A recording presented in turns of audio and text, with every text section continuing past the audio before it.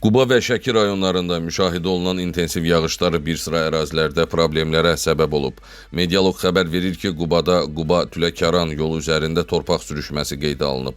Yolun 4-cü kilometrində baş verən hadisə nəticəsində 6 kəndin nəqliyyat əlaqəsi dayandırılıb. Hazırda əraziyə texnikalar cəlb olunub, alternativ keçid yolunun yaradılması və bərpa işləri aparılır.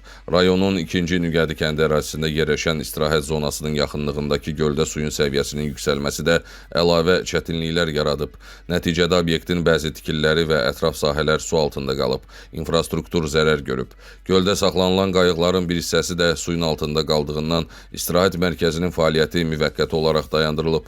Güclü leysan yağışları Şəki rayonu ərazisində də fəsadlara yol açıb.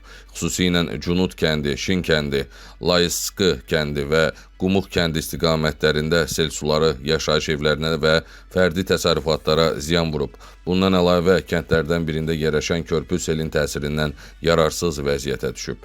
Xatırladaq ki, müvafiq qurumlar tərəfindən ərazilərdə monitorinqlər aparılır və yaranmış problemlərin aradan qaldırılması üçün zəruri tədbirlər görülür.